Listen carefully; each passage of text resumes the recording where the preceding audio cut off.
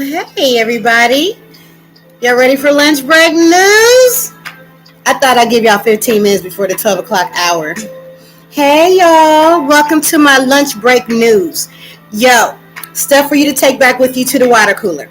How y'all doing? Hey, YouTube. Hey, Instagram. Hey, TikTok.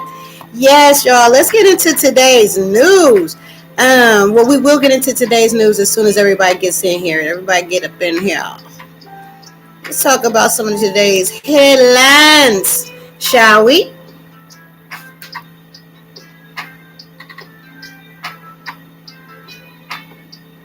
All right. All right. Good morning. Good morning. It's almost time for lunch, y'all. So those that are able to join right now, we're just going to give them a couple more minutes or a couple more seconds to the others that are going to be joining in, because I want to share with y'all some of today's news. Good morning, Dollar Bill. I'm fantabulous. That's how I'm feeling today. I literally had one of the most important conversations of my life today, and I'm feeling victorious after it. And I don't know if y'all are aware, but educational bias is real. My professor went in on me because I wanted to talk about how blacks were victims of financial racism. The professor went in on me so much that he even gave me a peer reviewer named Karen. And Karen said that I was disappointing her woman to woman by bringing race into the conversation. I should just only concentrate on financial literacy. So when I'm talking about educational bias, I'm coming from a place of knowledge. Yes, I put the institution on notice about their racism and their educational bias and how the professor is using grade retaliation against me. However, no weapon formed against me shall prosper. I'm going to put that out there right here, right now. So, with that being said, I just want y'all to stay encouraged. Just know this, at the sound of my voice, no weapons. I don't care what environment you're in, the corporate environment, the church environment, no weapons formed against us shall prosper. So, with that being said, it's time for us to have lunch break. Hey, Tyra. Oh my goodness, hi, Bunka Bye. Hey. So, let's talk about the news that I get via Morning Brew. Now, you guys can catch these full videos on my YouTube channel, Black Girl Magic Masters, where I provide the links and stuff to all the things that I'm reading, just so that you know that on Instagram and TikTok. Also, I got some really good news. I don't think I'll be giving a lot of free information away soon. I got a lot of people.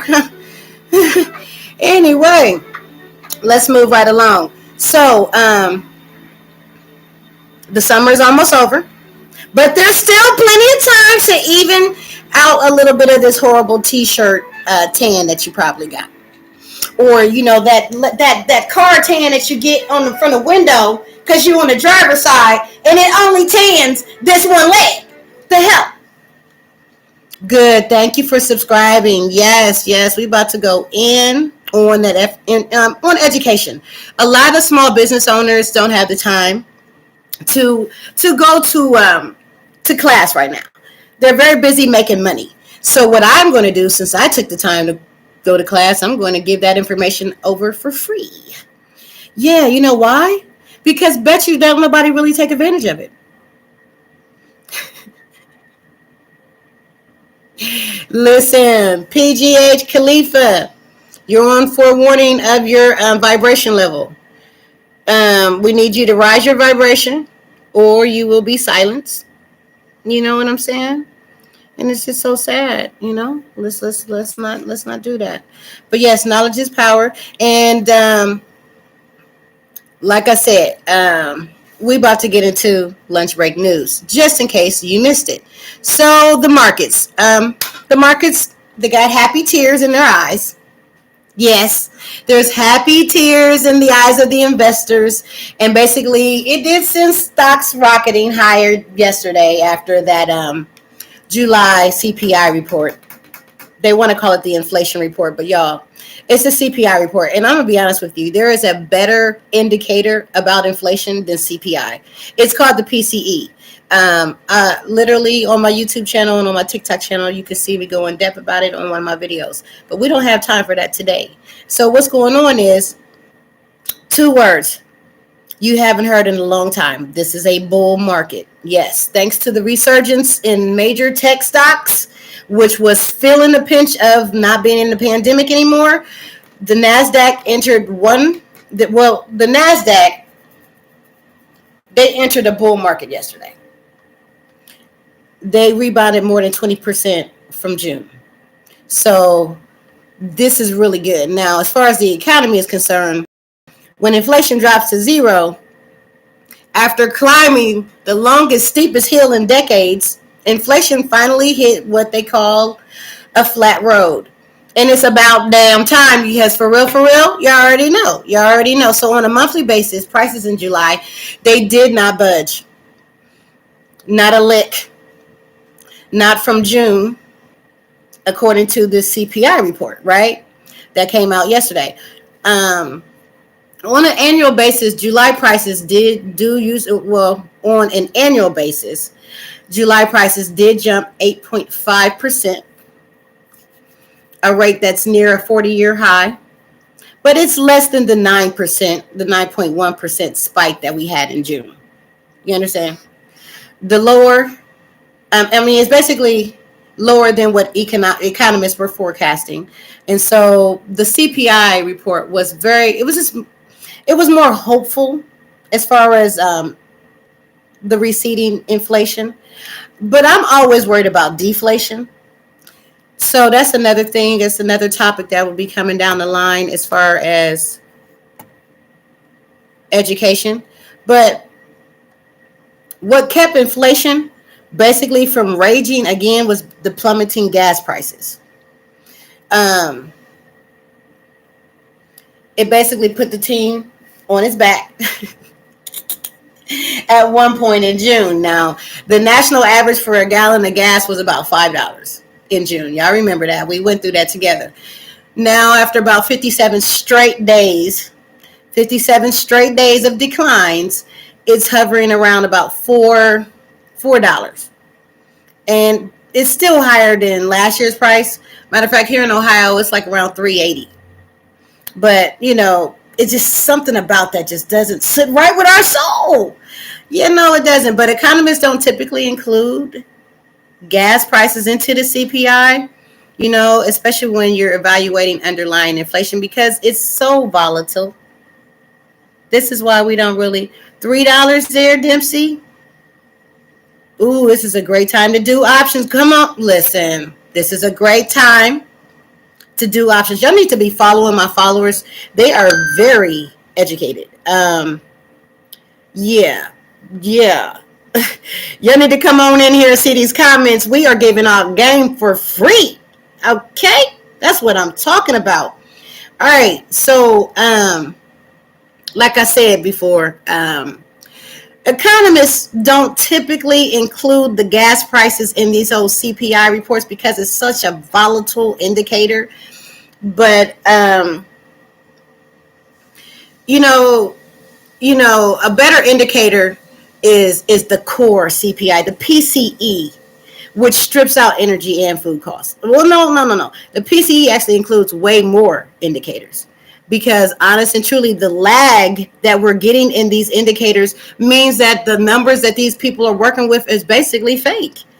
There's such a delay. Okay, so it's kind of like watching a TV show. You watching the NFL, you watching the Super Bowl, right?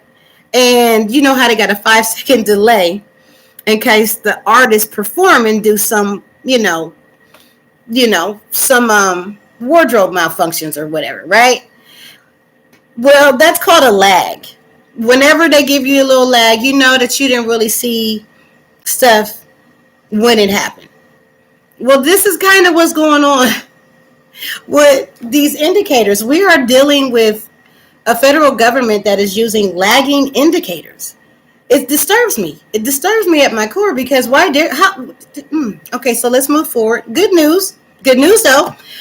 Core CPI is looking healthier too. It increased by 0.3% in July, much lower than the 0.7 that it gained in June. So why might inflation be turning the corner? Experts are saying it's a combo of changing consumer appetite for goods and services and an easing supply shortage. So basically, the suppliers are starting to get their stuff together. Matter of fact, we have a lot of stuff in inventory, which is negative. We do not. Come on now, here we go with the money flow cycle again. If you own a business, large or small, you have to participate, well, you're going to participate in the money flow cycle. And it goes, you start off with cash. You use that cash and you purchase stuff for your inventory. Then you sell that inventory and then you turn that inventory back into what? Cash. What I was trying to explain here is that a lot of Americans and a lot of businesses don't have that cash. They got it stuck in inventory of stuff they ain't sold yet. Like if you got a whole bunch of lip glosses that you done purchased to sell, but yet not good. Anyway, I digress. Okay, so where do we stand now? Okay, for instance, Walmart and Target said recently that they actually have too much stuff that people don't want. So they're planning to mark down prices. Now that, depending on what that stuff is, all right, Walmart and Target.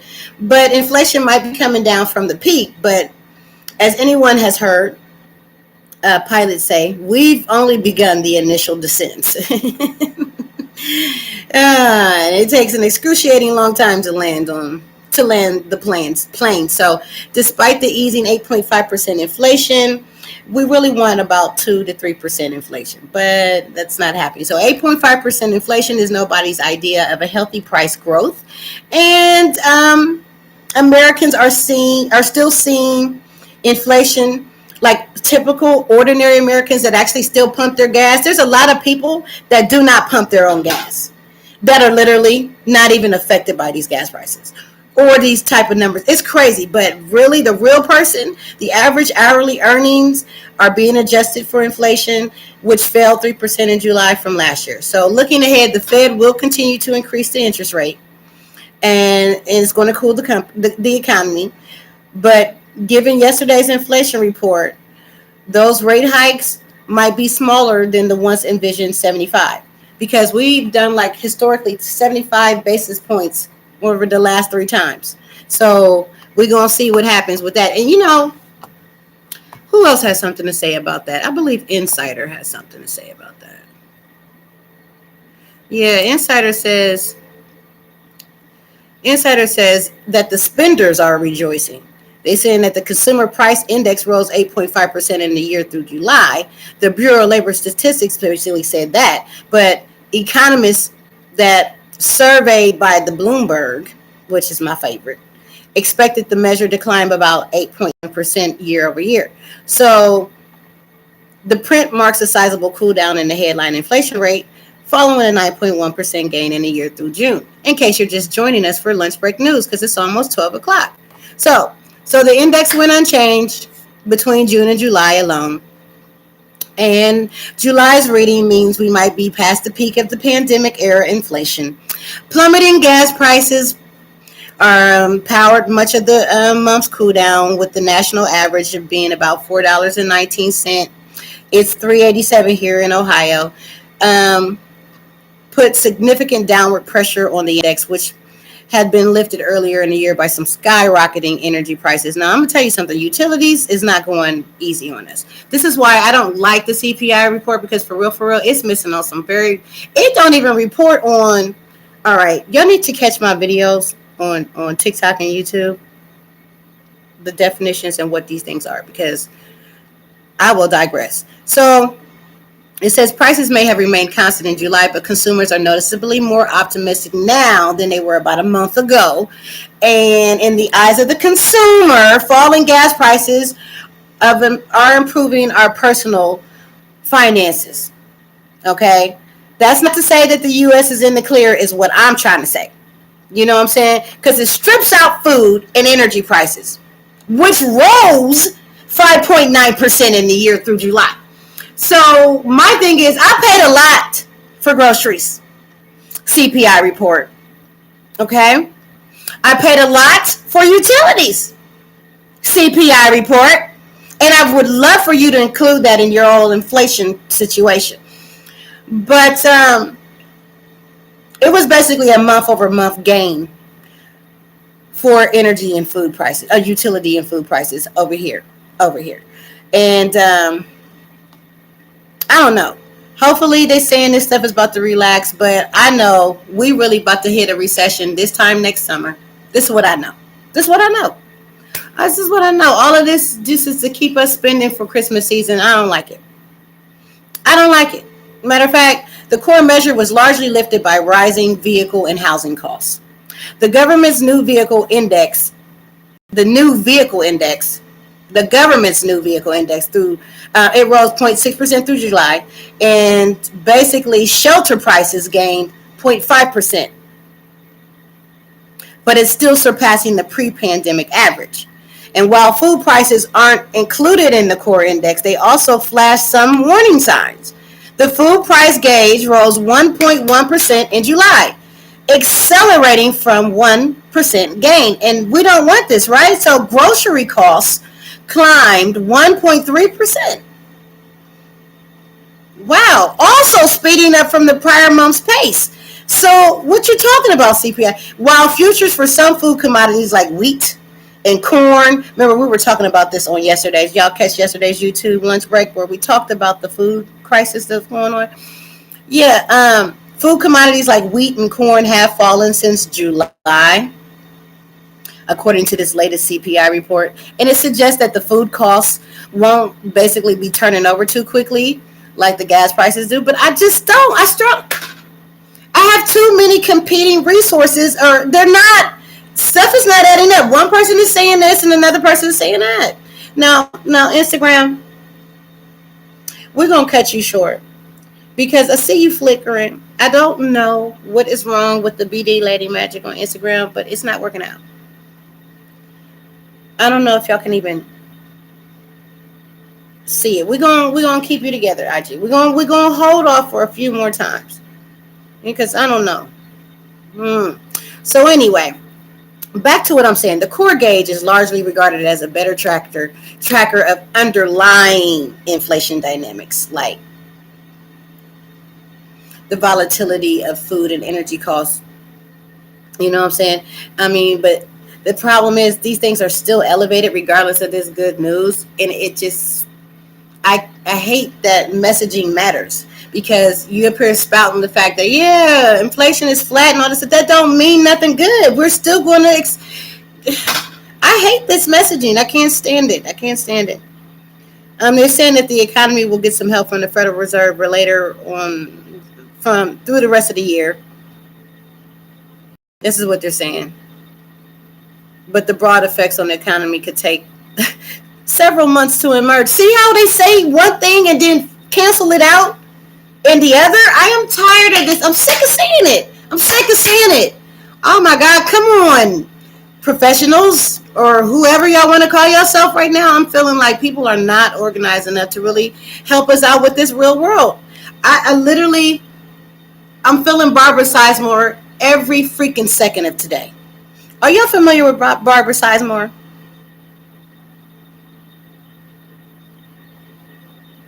Brandon, sure will, Booker Bud. I will keep it going. Just saying hi, popping in. Remember, this is lunch break news. Y'all supposed to be getting you some lunch.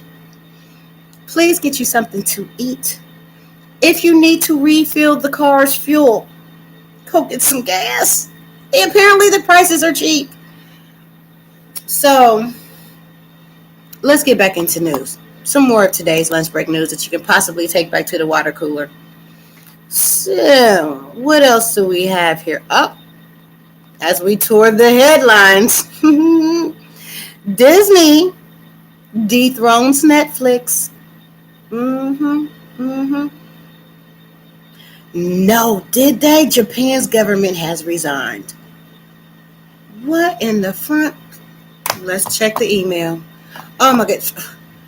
What? One. Japan's government has resigned?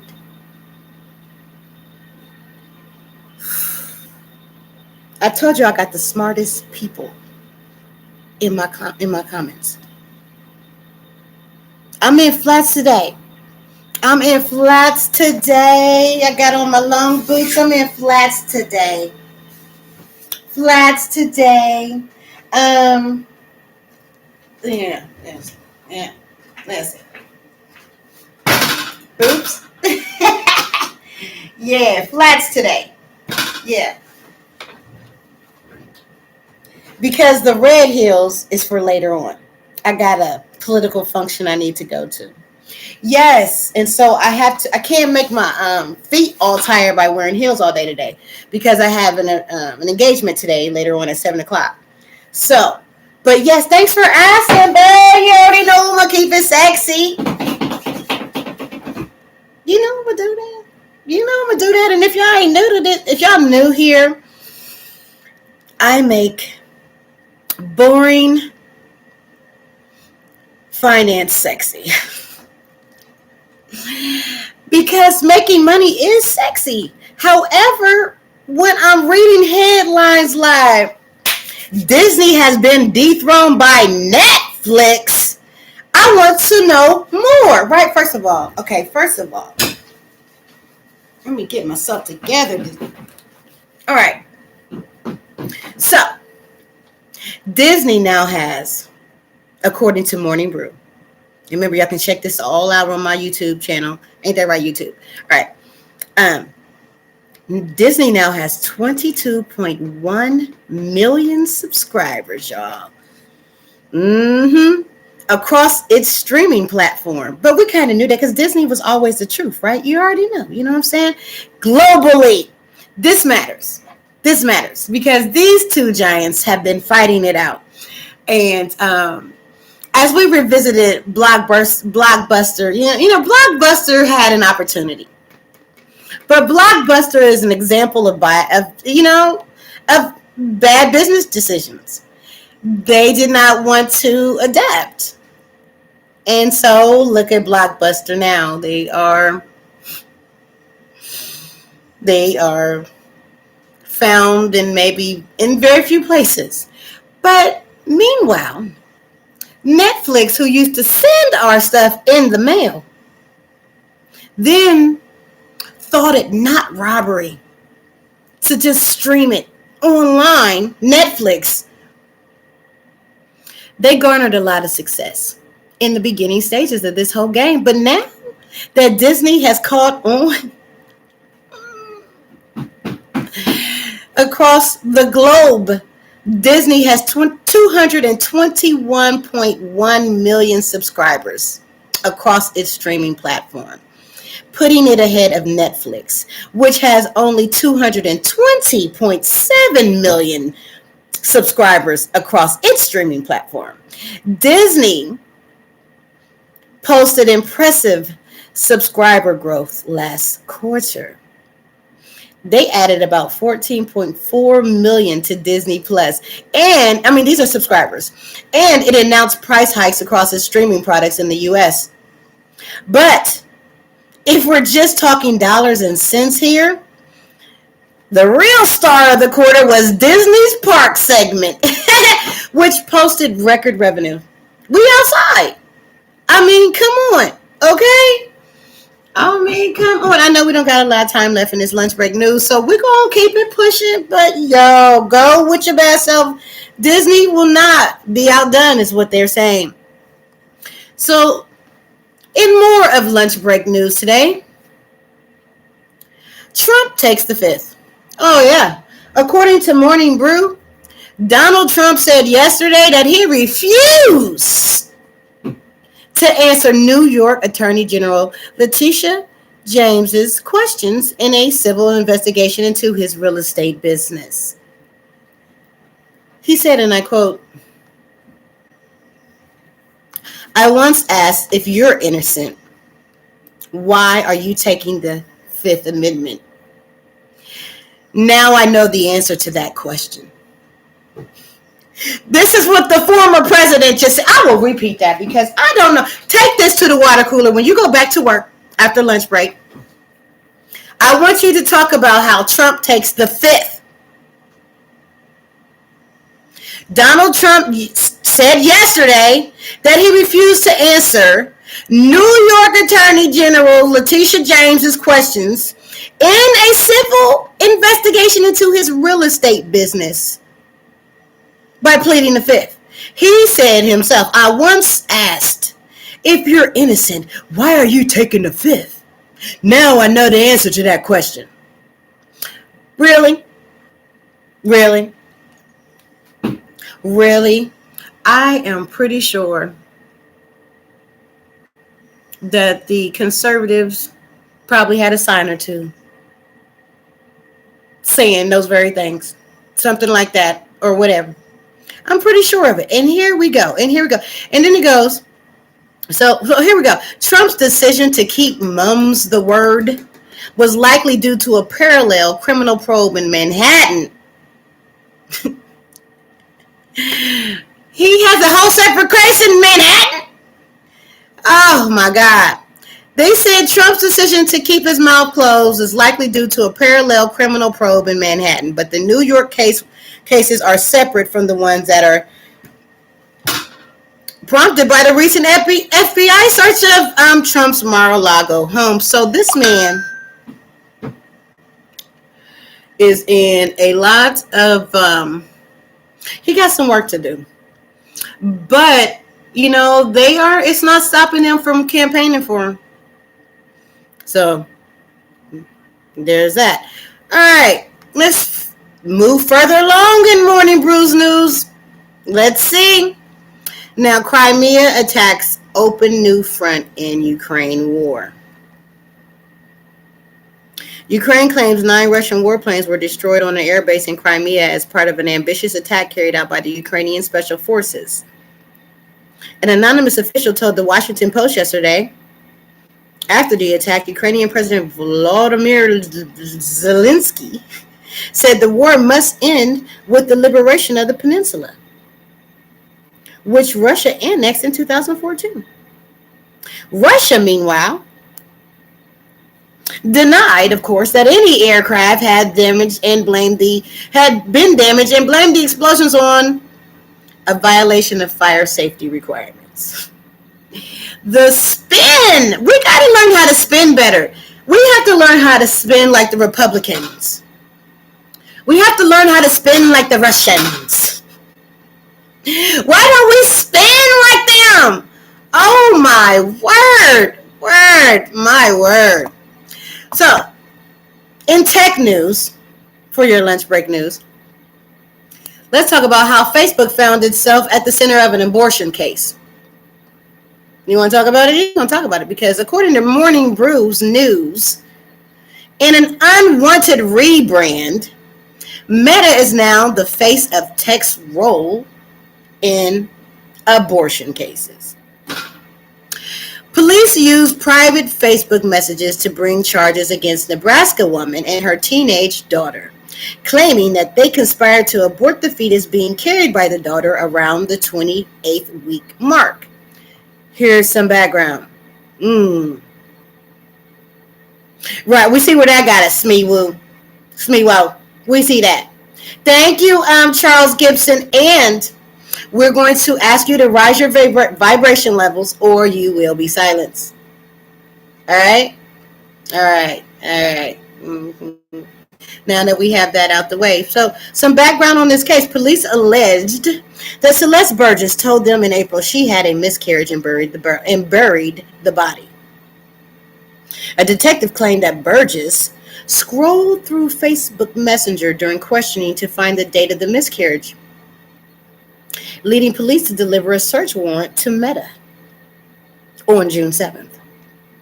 Meta handed over 300 plus megabytes of data from the account of Celeste and her mother, Jessica Burgess, including a conversation between the two that Jessica had purchased abortion pills.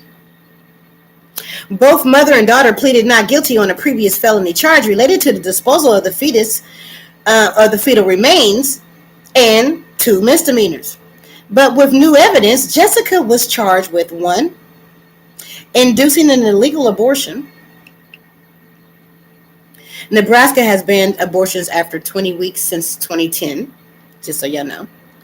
And 2, for performing an abortion without being a licensed physician. Here is the big picture. Facing public backlash, Meta defended its actions yesterday, saying that it received the warrant from Roe versus Wade.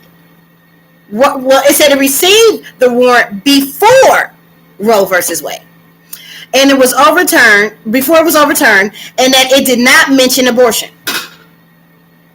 So Meta is saying that they got this information before the Roe versus Wade was overturned. And they said that none of the information that they got from the FBI mentioned anything about an abortion. So still, this case is a stark example of how digital footprints will be utilized in post-Roe America. This is what The Verge notes. All right. Let's move right along in lunch break news. Jake Paul versus national security threats. Okay. So, Jake Paul is famous for being many things. A Vine star, a YouTuber, a boxer, a brother of Logan Paul, and an instigator of 8,000 controversies. What he's less known for is his anti-fund. See, the venture capital fund he leads along with the entrepreneur Jeffrey Wu, this is an emerging tech group. I'll get more of the scoop, all right? But Morning Brew got the scoop that the anti-fund recently made its largest investment to date in defense technology companies. It's called the Anduril, which makes products including attack drones and autonomous surveillance towers. Fake Area 51 type stuff, according to Paul. That's what he said. And he used a different word than stuff. But the emerging tech group chatted with Paul and Wu about their new investment, and here is an excerpt from it. So as far as Anduril, how do you balance this innovation you're speaking of with the controversy over funding tech use for defense and its potential harm? This was what they said. With the conflict in Russia, Ukraine right now speaks towards the need for great engineers, great technologists to keep pushing forward what is possible for defense. It is potentially uncomfortable or unsavory to think about conflict in the future, but I think we're fairly pragmatic and historians here. I hope to live in a world where there's no conflict, no battles, and no wars, but I'm not betting on it. And if we can bend history towards Americans, our country having the most advanced defense technologies, because I believe in our civilization, I believe in American values and American democracy, then I think that's a hill that we're happy to fly the flag on. We're happy to support making sure that Americans have the best access to the best technologies for security purposes. Jake, you have anything else to add to that? Jake says, no, I think Jeff crushed that, man. Jeff, you're amazing. We're going to read the entire interview on my YouTube channel after this lunch break news. Oh, my God. Oh, my God. And moving right along in lunch break news, Morning Brew, right? In their grab bag of key performance indicators. Let's talk about it. Here's a statistic. How are teens using social media differently now compared to 2015? All right. So Pew's new survey offers some surprising, or not some surprising answers. All right. So here's what Pew found out about what teens are doing differently with social media than what was happening in 2015. Hey, Mateo. Hey, IG. I knew to keep on there. I mean, I know y'all probably got me in, and I don't know. I hope that y'all can really get this. But anyway, so how are teens using social media differently compared to 2015 according to this Pew survey? Well, they said about half of the U.S. teens aged 13 to 17, they aren't really on TikTok. This is what I'm saying. Wow. Wow. The most popular platform for teens isn't TikTok,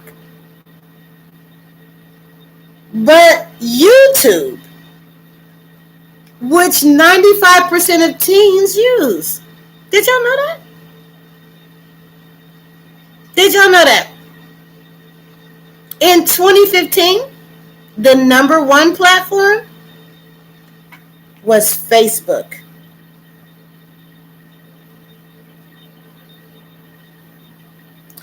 About half of the U.S. teenagers aged 13 to 17 say they're online almost constantly, which is up 24% since 2015.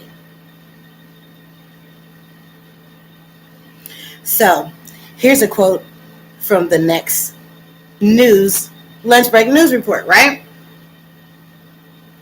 We owe you big, man. We owe you. So, as President Biden signed the PACT Act, which expands health benefits to veterans who were exposed in toxic burn pits, he praised Jon Stewart for the comedian's leading role in pushing Congress to pass the bill. And when the bill was being blocked by GOP lawmakers, Stewart protested with veteran groups and unleashed tirades that went viral online. So, President Biden said, "We owe you, big man. We owe you." That was really good. Let's go down further. Some new how to mess with the tech scammers. No. What else is brewing? The Department of Justice charged a member of Iran's Islamic Revolutionary Guard Corps for allegedly trying to plot the assassination of John Bolton, President Trump's one-time senior national security advisor. Whatever happened to John Bolton? Whatever happened to John? Anyway, what else is brewing on the Morning Brew? The FCC withheld almost $900 million worth of subsidies from the SpaceX thing for its Starlink satellite internet service, which basically aims to bring broadband to the rural areas. But the FCC withheld about $900 million worth of subsidies from the SpaceX program. And this is for the rural community. So the FCC says the SpaceX internet speed may not be the one that they want to use, saying it's not up to par. So that's the only reason why they did that. Money over bullshit facts. Listen, we can do lunch. As long as it's within the 50 states, we need to go on and do it. You know what I'm saying? Because I'm all about this money. Period, point blank. For real, for real. Now listen, moving on in other news that's brewing for lunch break news. Y'all need to get on ready to prepare to pay more for the gifts. Yeah, I mean, literally, it's going to be a lot more for you to send gifts this Christmas season. This holiday season, get ready. You heard it here first. Because I have nothing to lose. I have nothing to gain. Why not share this wonderful free information? Right, but the U.S. Postal Service has approved an increase in parcel rates for the upcoming holiday season. So get ready for that. And also, in today's news, Samsung unveiled a new foldable phone. They unveiled smartwatches and earbuds at its Galaxy Unpacked event. So now Samsung has a foldable phone, smartwatch, and earbuds, and they just released that bad boy. All right, Samsung. I mean, this is what's up. I like that. Okay. Let's move right along into other news. right? Because, like we were told, there has been some unnerving developments around the world. First of all,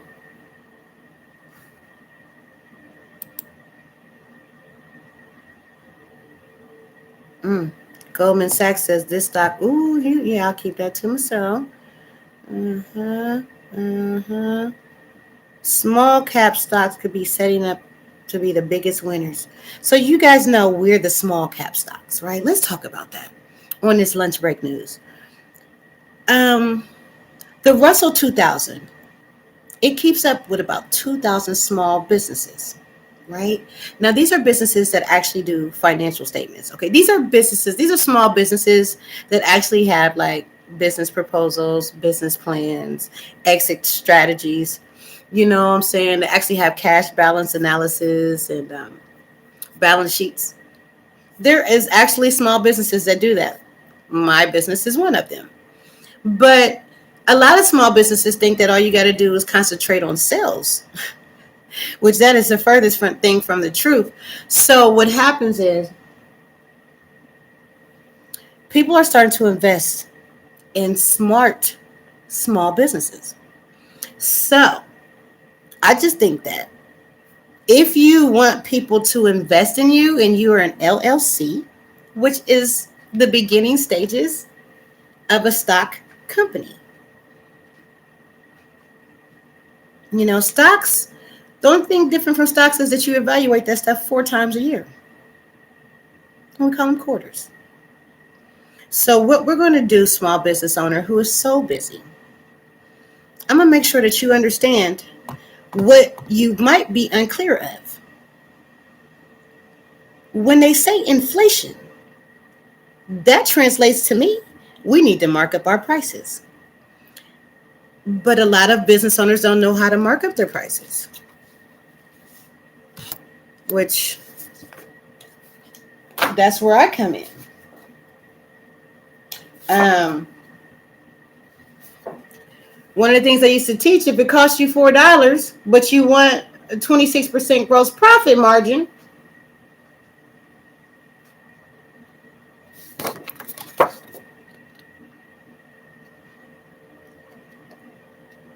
this is the formula.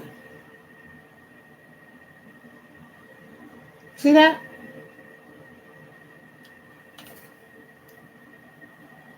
That's the formula. Again, I'll say it.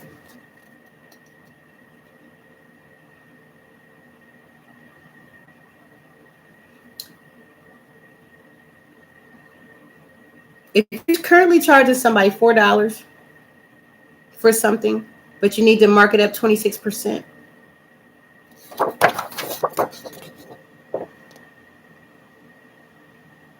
this is the formula. Now, where did I get the 0.74?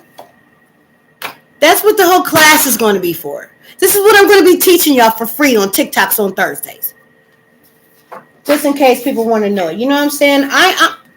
I'm not playing with y'all. This is the financial operating cycle.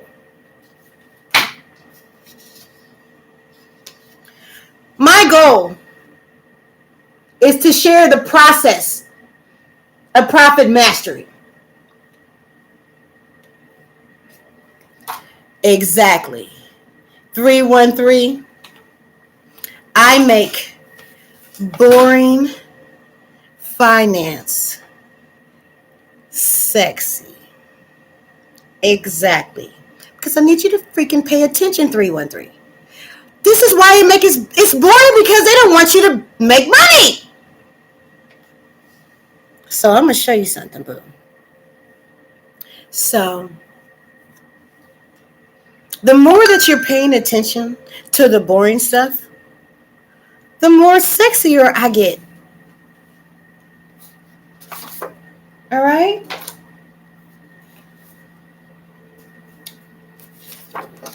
Boring stuff again. If I want a 33% gross profit margin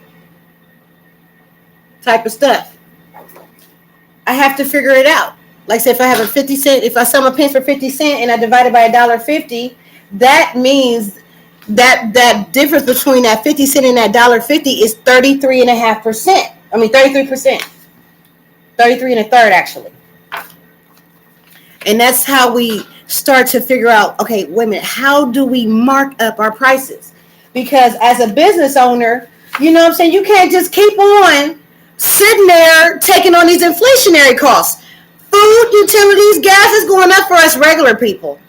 So you need to make sure that your business is doing what it is. I'm just going through some notes of mine here.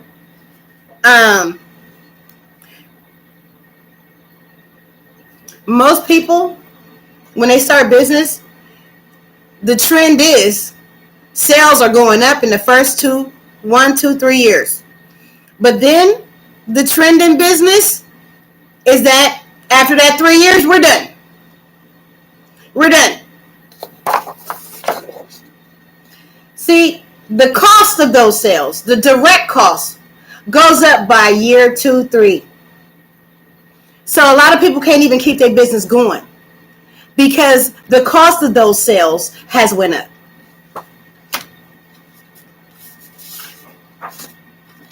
What other stuff do I got just laying around here before I get into class? Yeah. Oh no, we up here till 12:45. All right.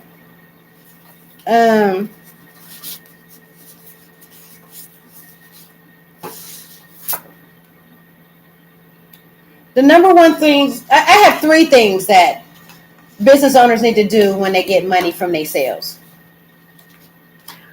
All right. Well, actually, I'm going to tell you, when you have a business and you subtracted how much those sales cost, you get what they call a gross profit margin. That end number, after you took out how much it cost you for all those sales, is the gross profit margin. You take that money and you do 3 things with this money.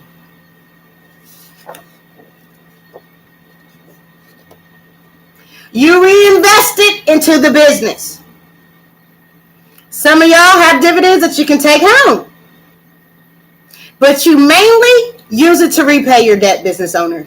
You understand me? We are not going to keep going down this rabbit hole of sales. I got a whole bunch of sales. I ain't had to pay no taxes. That's not conducive to becoming a small cap company that investors are trying to invest in.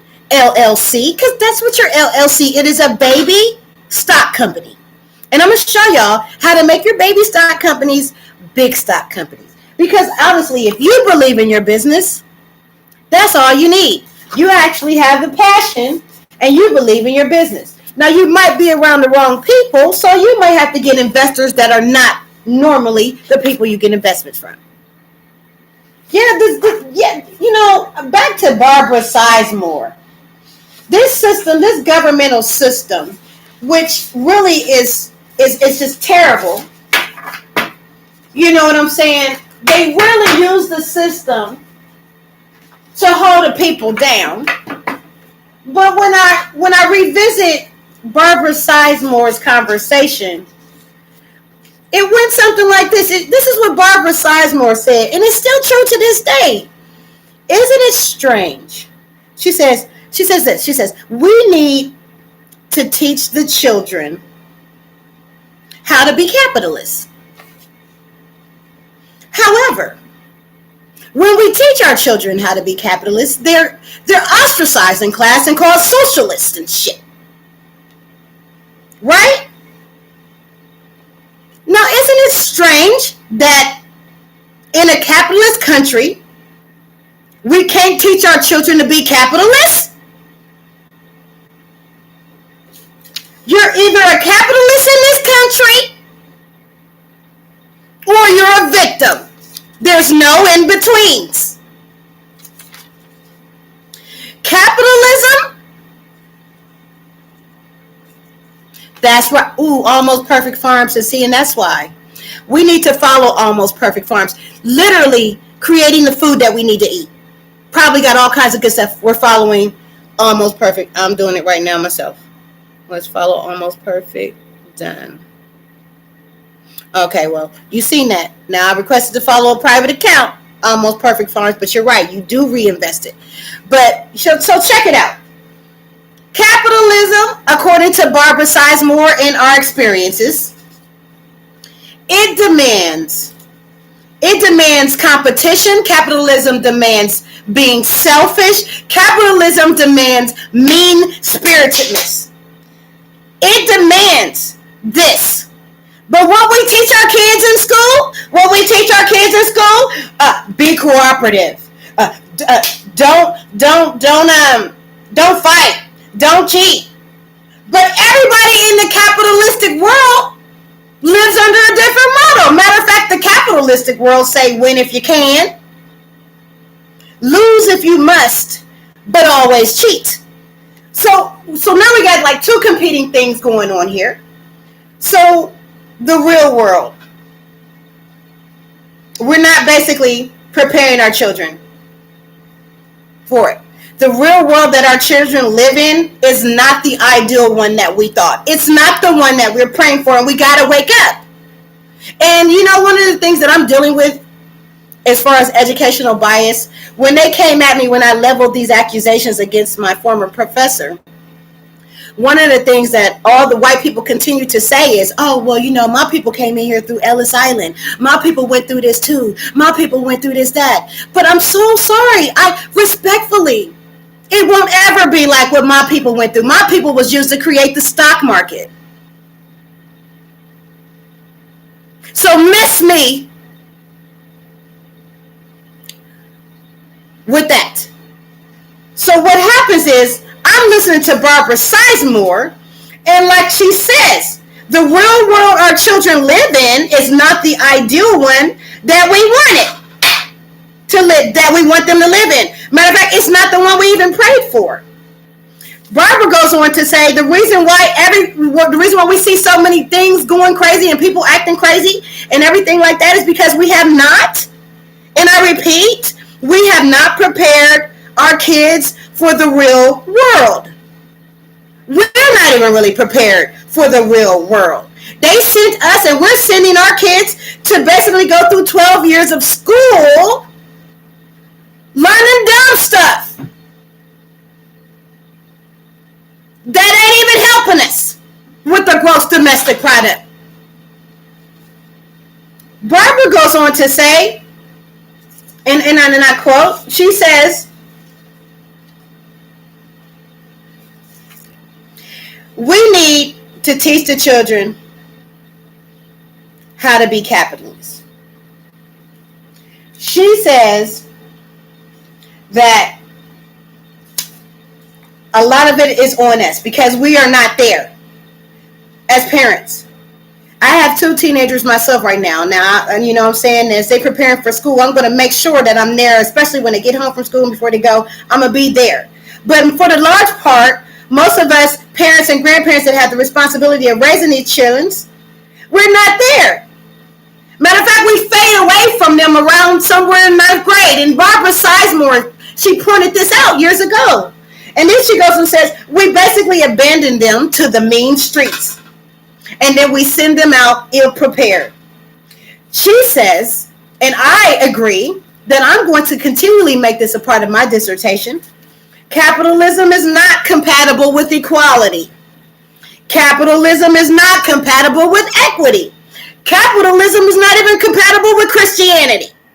No matter how freaking hard we as African Americans try, the struggle for survival in the United States is a never-ending tension between institutions that value race, gender, and wealth, and institutions and such that give undue, unearned privileges and advantages to them, so that others, like myself and look like me, can't even compete on an equal basis for these resources of this country. This is the game. This is the game. They trying to kick me out of getting my doctorate degree because this is what I am preaching. I have grabbed this mantle that Barbara Sizemore has laid down, and I am running with it. I am the Harriet Tubman of minority business, because what they won't do is silence me. I respectfully told the institution today,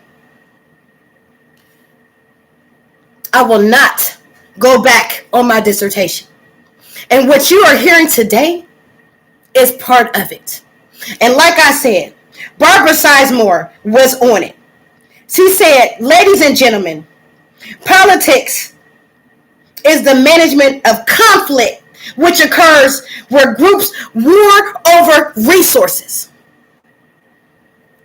We are constantly, as an African American situation, finding ourselves warring over resources. We have unequal footing in this country, and it's by design, and it needs to stop. I'm sick of seeing it. Because honestly, without financial literacy being in every American school, we ain't even ready for the 21st century. We ain't even ready.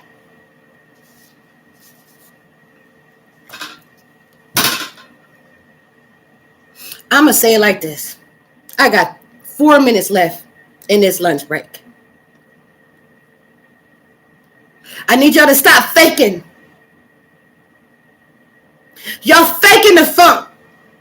Y'all out here acting like y'all doing things and you're not.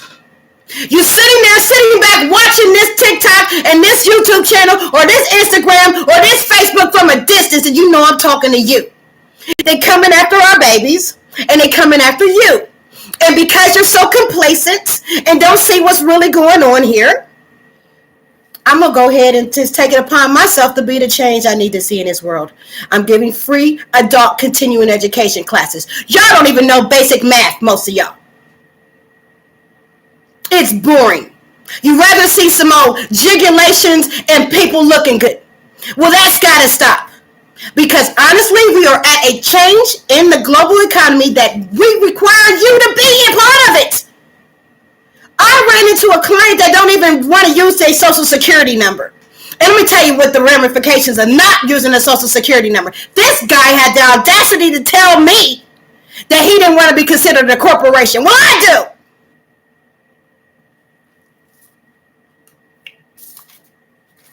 So,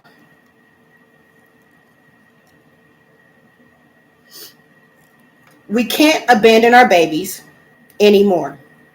No matter what. We cannot do this. We can't. And I'm going to be the change that I want to see in this world. Followers or not. I'm led by something much better than this. Yeah. I was a victim. I'm still a victim of financial racism. And I know I'm not the only one.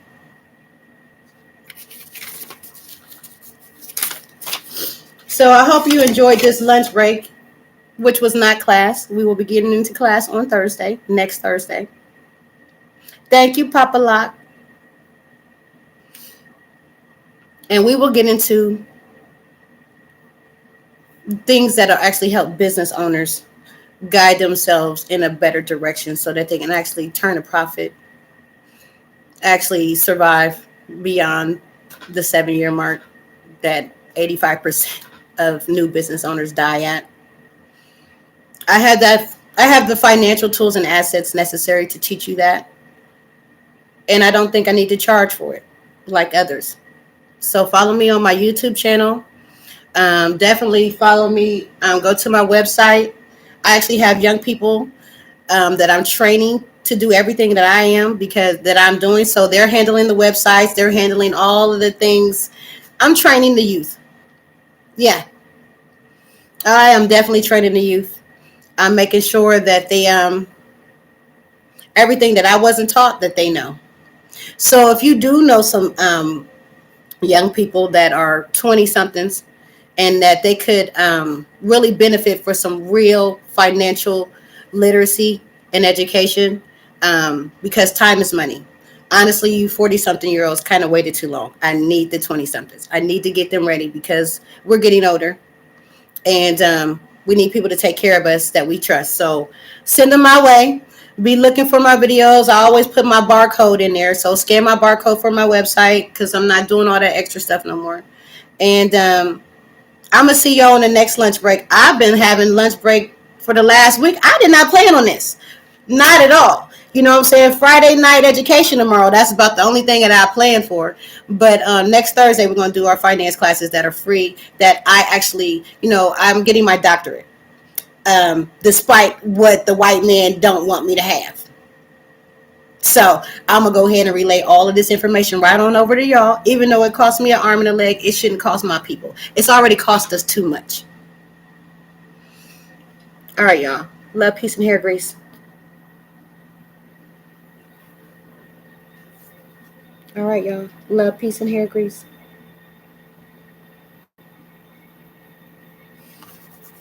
All right, y'all.